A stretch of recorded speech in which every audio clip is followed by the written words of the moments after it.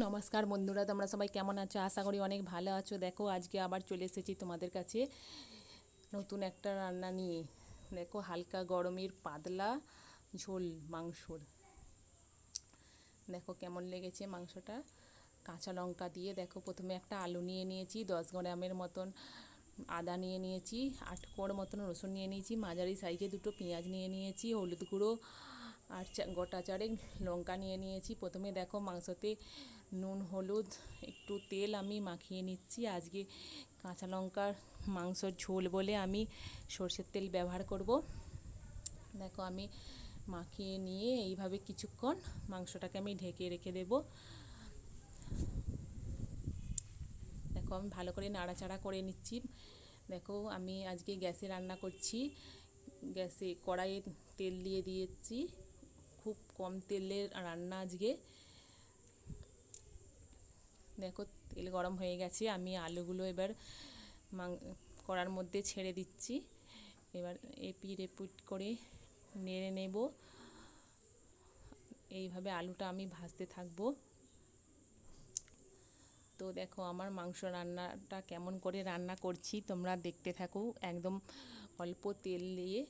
দেখো তোমাদের সঙ্গে কথা বলতে বলতে আমার আলুটা ভাজা হয়ে গেছে, আমি তুলে নিচ্ছি।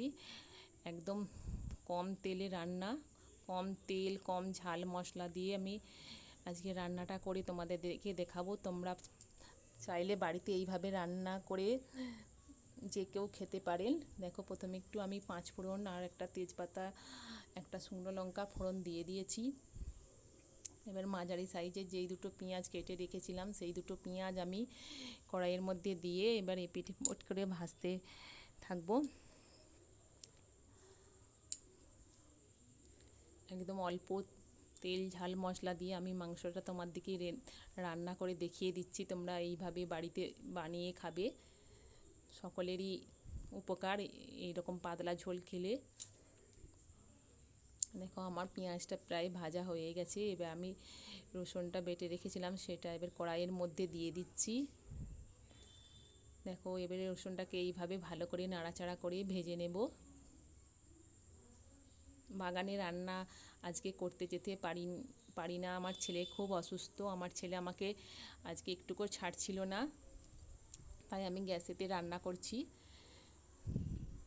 দেখো রসুনটা আমার প্রায় ভাজাই হয়ে গেছে। যেই আদাটা বেটে রেখেছিলাম এবার সেই আদা বাটাটা এবার দিয়ে দিলাম। দেখো আদাটাকে এবার ভালো করে ভেজে নিতে হবে। দেখো আদাটাও আমার ভাজা হয়ে গেছে, আমি কাঁচা লঙ্কা বাটাটা এবার দিয়ে দিচ্ছি। দেখো প্রায় ভাজা হয়ে গেছে, আমি যে হলুদটা রেখেছিলাম সেই হলুদটাও দিয়ে দিলাম।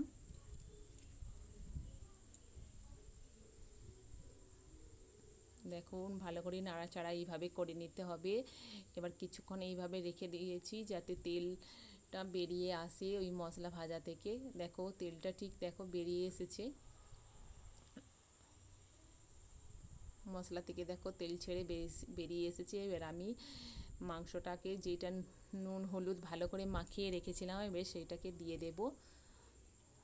দেখো দিয়ে দিয়েছি। এইভাবে মাংসটাকে এদিক এদিক করে ভালো করে এপিট এপিট করে ভেজে নেব।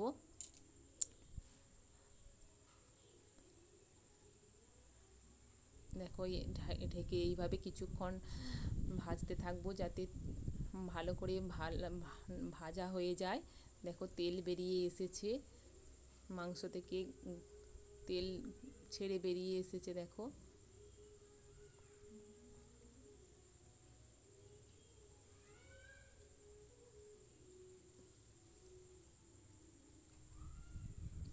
দেখো ভালো তেল ছেড়ে বেরিয়ে এসেছে।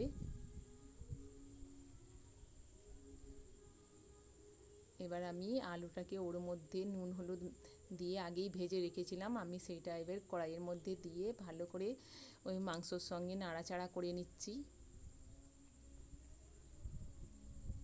ভালো করে কথা বলতে পারি না, কিন্তু তবুও আমি চেষ্টা করেছি তোমাদের সঙ্গে যাতে ভালো করে কথা বলতে পারার চেষ্টা চালিয়ে রেখেছি। দেখো আমি একটু নুন দিয়ে দিচ্ছি যাতে ঝোলের ঝোলের নুনটা ঠিক মতন স্বাদ হয়। এবার আমি জল দিয়ে এইভাবে কিছুক্ষণ ফোটাতে থাকবো।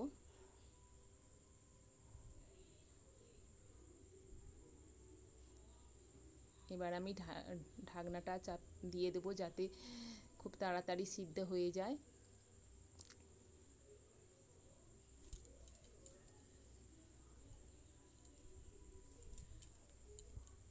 দেখো আমার প্রায় মাংসর ঝোল রেডি হয়ে এসেছে। দেখো সিদ্ধ হয়ে গেছে আলুটা।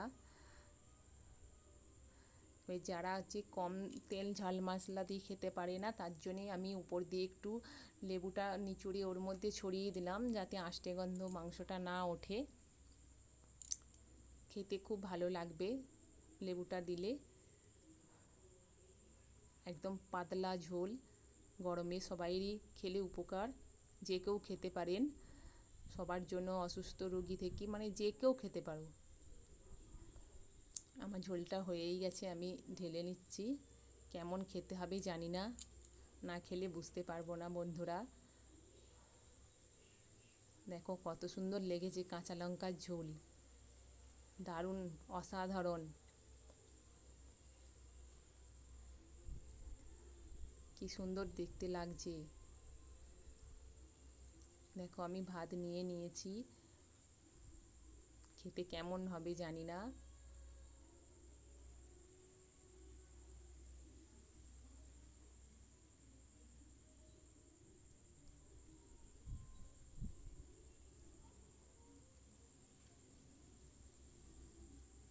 খেতে দারুণ, একদম অসাধারণ, অসাধারণ।